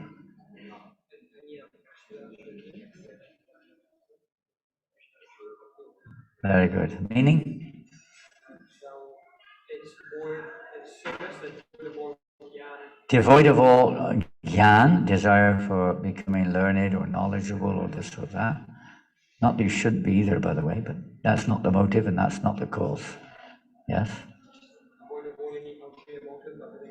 Any desire for any return, usually we want some recognition, don't we? It's a common thing, we want to be recognized. If we don't get recognition, then bye-bye. I'm not coming there anymore. I never got recognized. They didn't treat me nicely and so on. Okay, that should be nicely treated, but our motivation should be devoid of that, not expecting anything in return. No? And no other motivation, not the desire for liberation or mystic powers or getting a nice house on the, in Wellington or something, whatever you want. I don't know what you want, but no other motivation whatsoever. What is the motivation? Yeah, and what is that? Anukulyena. The favorable, the devotion has to be with favor. What does that mean? That means the intention is simply to please Krishna's senses. To please Krishna's senses. And we learn that from following in the footsteps of the great acharyas. This is a most famous definition of pure devotional service given by Rupa Goswami. And there's effectual statements too, but let's leave it at that one. Is it true devotional service only? And devotional service, again, is given by the spiritual master. Not we can call it. Just for instance, say chanting Hare Krishna, he said, you chant Hare Krishna. This is Kali Yuga, there's another angle. In Kali Yuga anyway, how much austerity can you perform? How many sacrifices can you perform? How much meditation can you really do? How long can you sit still without moving an eyelid, without breathing, without eating, and meditate? How long? If you fall asleep, it might be a bit longer. What else? Some of you were thinking about that already, I can see. Some of you are thinking very much about prasadam. Some of you are thinking, oh God, when's he going to finish? I'm too embarrassed to stand up and walk out. I wish he'd be quiet, I could get on with my life. Who invited him here?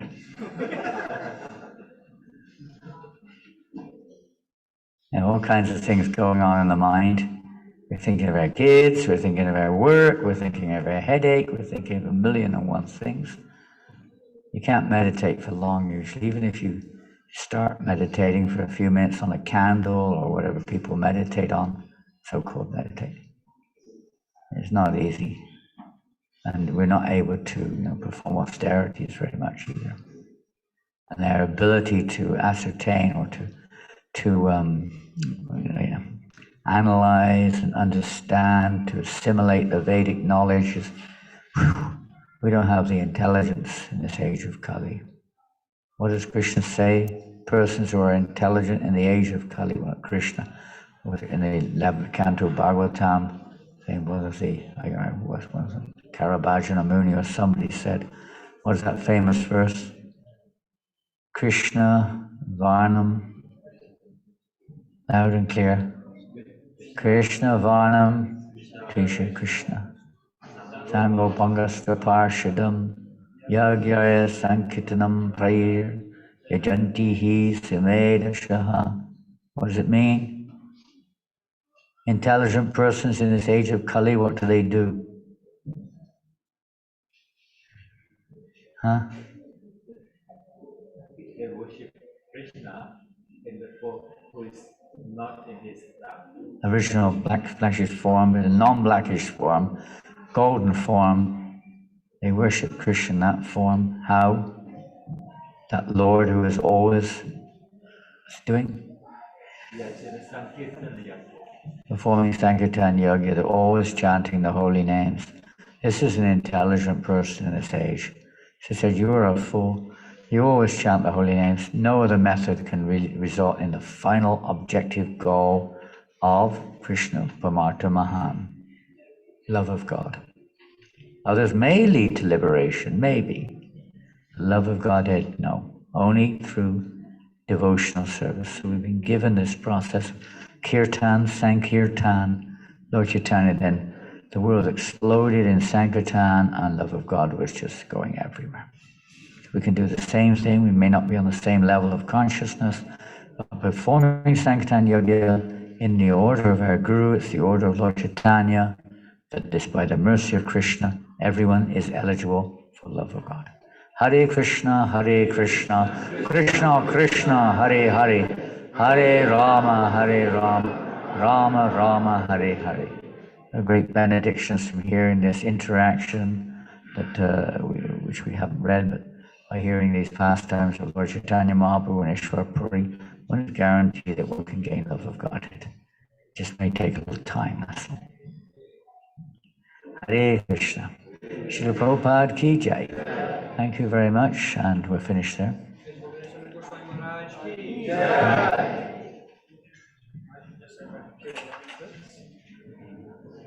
If anyone has any questions, hard luck.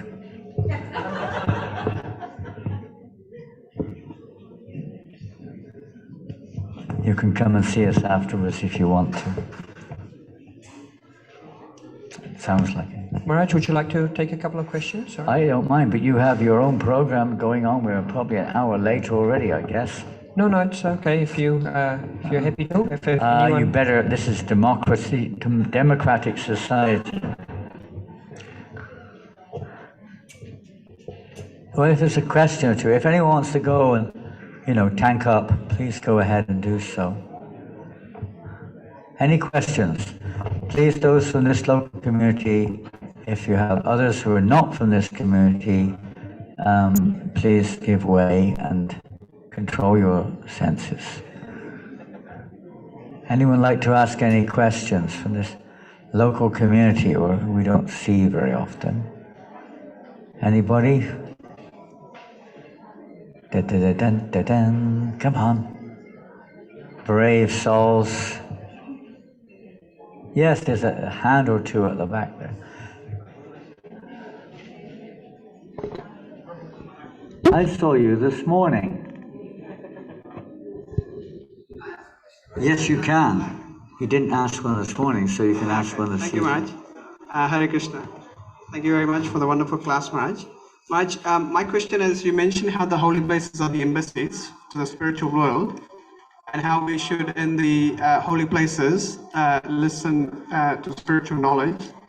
So my question is spiritual knowledge obtained or listened to in a holy place more potent than spiritual knowledge heard elsewhere? Heard in heart. Yeah, for example. Is it more potent? Well, it does say that if you chant the holy name in Vrindavan Dham, you get the 1,000 times the benefit, isn't it? There are statements like this. However, we also, did everyone know, I think we had the microphone, you heard. However, by the grace of Lord Chaitanya Mahaprabhu and the grace of the pure devotees, you can get the same effect by their mercy. Normally, we'd say, that's the case. But by the grace of the pure devotees who bring Vrindavan wherever they go, you're hearing in Vrindavan. Because they're bringing Vrindavan right here in Hut. You can have a hut right here in Vrindavan or a hut in here in Hut. We can have a hut in Vrindavan. They're both Vrindavan because the pure devotees have brought the holy name here. They brought Vrindavan here itself. They brought Mayapur here itself. That depends on your consciousness. You may feel more, let's say uplifted, inspired when you're in Vrindavan to hear. You may feel more serious, less inclined towards sense gratification. Vrindavan's here, but we may not be here. You're sat in your room chanting in front of your television set, or, doing millions of other things at the same time. That means you're not really in Vrindavan. Although Vrindavan's there, we're not there. But when you go to Vrindavan, generally speaking, you don't sit in front of the television. What do you take your suitcase, your television in the suitcase, you sit there for 2 weeks watching TV. That isn't why you go to Vrindavan, or to go on Facebook or whatever it is, social media and everything else that we normally do, or talk about this thing and that thing. You don't generally do that when you go to Vrindavan, at least you shouldn't do. And there is a golf course if you're into golf in Vrindavan now, by the way. If you like golf, you can play golf in Vrindavan now. There's a golf course there. But that's not where we go there. There's swimming pools there also. There's fancy hotels there also. There's shopping malls coming up. You could do those things, but that's not what we go there for. You do that here. You see, so although the opportunity of the same benefit here, the tendency is we don't take it. It's not so easy to take it here. Whereas in Vrindavan or Mayapur or any holy place to some different extents, there's this greater opportunity to plug in to this transparent media. Whereas here we have a tendency to plug into other things more. You understand? Does that make sense? Yeah. So try to create Vrindavan here in the hut or wherever you're living. You can't force people. We're surrounded also by circumstances, maybe even in your own family. You can't force it. You can't make that. Maybe your family don't like it. You have to be a little secretive. It's more difficult to create that environment. Whereas in Vrindavan, if you're going down the street chanting Hare Krishna, is anyone going to tell you to shut up? If you carry on that, we're going to arrest you. What's that stuff on your forehead? You're a cult. Does anyone say that in Vrindavan? I don't think so. I've never heard it. Everyone comes out and joins you, practically speaking. Jai, Radhe, Radhe, Haribo. You don't get that very often in Wellington. You're on the street chanting, and some people may, but most people aren't like running out in their shops, offering you prasadam and chadas and Haribo, Haribo, Haribo, Haribo. Very rarely, isn't it? Oh God, just go away, you're disturbing my business. Right? It's different. One of I remember the family's got the television blazing, another one's got rock music blazing, another one's screaming their head off, and it's hard to create that Vrindavan mood. But if you can get the same beneficial effect. So what the temple is supposed to create that mood. Sangha is supposed to create that Vrindavan mood, supposed to. So you're all inspired to put Krishna in the center, not this thing and that thing, no distractions. So if you can create that right here and now, you're in Vrindavan. Hare Krishna, glory to Prabhupada. Hare Krishna. They're all scared. They don't know what's coming next. That was just an introduction. Now the real thing begins. Okay. Thank you all very much. Hare Krishna. Hare Krishna. Thank you, Maharaj, for gracing us with your presence and singing the nice melodious kirtan and bhajan, and also giving us information on Gaura Leela, focusing on reciprocation. We hope that you can, would love to host you again and the next time you're in Wellington, and by that time we'll sort out and make the chair a little bit more comfortable for you as well. So let's all thank Maharaj for his time and for passing us information and the mercy to us by loudly chanting the Hare Krishna mantra one more time. Hare Krishna, Hare Krishna, Krishna Krishna, Hare Hare, Hare Rama, Hare Rama, Rama Hare. Now Maharaj is in Wellington for a few more days, so there are other opportunities to hear from Maharaj.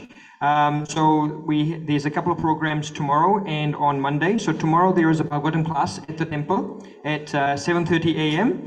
Followed later on by an initiation ceremony starting from around midday. Then on Monday morning, there is also another Bhagavatam class. No, there's no class No Monday class, morning. no Bhagavatam class. Okay, so just a discourse in the evening. Is that Evening correct? time, yeah. Just a discourse in the evening at 7:30 p.m. at the temple with prasadam afterwards. So if there is anybody who would like to go, please send your RSVPs to me, and I'll coordinate and pass it on to Jagjivan Prabhuji as well. So thank you very much. So just a couple of announcements in terms of the prasadam and the whole rent. So today the prasadam and the whole rent has actually been sponsored by Amrish Maharaj Prabhuji and family on the occasion of Prabhuji's father's 1-year death anniversary. Of course, as we know, Prabhuji's father was also an initiated devotee as well. So we thank Amrish Prabhuji, Amrish Maharaj Prabhuji and family for sponsoring the prasadam and whole rent today. Hare Krishna. Haribo. Hare Krishna. Hare Krishna. In terms of the cooking, we know we had a few challenges this time because some devotees, untimely fell sick and things like that. So thank you to all the other devotees who have stepped up and cooked some very delicious prasadam. Just to thank them, would like to thank Kalakeli Mataji, Divya Shakti Mataji, Parina Mataji, Gunjan Mataji, Jai Mataji, Lavanya Mataji, Gita Mataji, and Gita Prasad Mataji, as well as Anuttara Mataji, Manmohan Prabhu, Mantramulam Prabhu, and Anamika Mataji. So thank you to all of those devotees for cooking the prasadam today. Yes. You've got more cooks than you have non-cooks here. That's right. And half the congregation were in the Yeah. kitchen. That's where they all were. Yes. Actually, we've been trained very well by Amrish Prabhu and Mataji too. We've been trained very well by Amrish Prabhuji and Mataji to make sure that we're able to do all the services. Everybody's been trained. Yes, yes. So just prasadam will now be served now, and just before we sing Mahaprasada, just one last announcement. So as this hall is hired, so we will set up the chairs on the wooden area and we'll set up the mats on the carpeted area. It's just a humble request that if you have any prasadam in your hands at a plate, please try and stay off the carpet because we want to make sure that as it's a rented hall, that we get invited to use it every week over and over again. Yes, and of course we have a bookstall sitting at the back there, and so we have a Chaitanya Charitamrita set and Bhagavatam set as well as other Srila Prabhupada's books. So if you're interested, so please go and see Pundrikaksha Prabhuji at the back there during prasadam or after You can prasadam. read about Ishwara Puri in the Chaitanya Charitamrita. Yes, exactly. It's a good day to get Chaitanya Charitamrita. We're also having a worldwide campaign right now for Gopurnima to distribute Chaitanya Charitamrita sets. So please obtain one if you haven't got one, and if you've got one, get another one, or get one for a friend or something or another. You can always gift a Chaitanya Charitamrita set or sell it if you're in a position to do so to others. But it's a great chance. Hare Krishna. Today's a good day Hare to get Chaitanya Charitamrita set. Haribol. And Maharaj has mercifully said that if any devotees want to speak to Maharaj or anyone want to go and say take pranam, offer pranams, Maharaj will be here for a little bit, so you're able to do that during prasadam time as well. Okay. Okay. Jai Ho. Haribol. Okay. Mahaprasade. Mahaprasade Govinde. Nama Brahmani Vaishnavi Shrapapunyam Dhammajan Vishvashona Vijayate Sharirara Vijajam Jodendriya Tareka Chive Fale Vishaya Sakare Tarmaje Divayati Lopamasa Dermati Takikita Patina Samsare Vishvora Doyomoy Kaurivara Jiva Joy Svapasadana Dilo Pai Seyanamrita Pao Radha Krishna Guna Gao Premita Ko Chaitanya Nitai Premita Ko Chaitanya Nitai Shri Krishna Chaitanya Prabhu Nityananda Shri Advaita Gadadhar Shri Vasadi Bhakta Hare Krishna Krishna Krishna Hare Hare Hare Rama Rama Rama Hare Hare Hare Krishna Krishna Krishna Hare Hare Hare Rama Rama Rama Hare Hare Hare Krishna Krishna Krishna Hare Hare Hare Rama Rama Rama Hare Hare Namo Vishnu Padaya Krishna Prasthaya Bhutale Srimate Bhaktivedanta Swamiti Namane Namaste Saraswate Devi Gauravani Pracharine Nirvasesha Sunyavadi Paschachadesha Tarne. Jai Shri Prabhupada Ki Jai.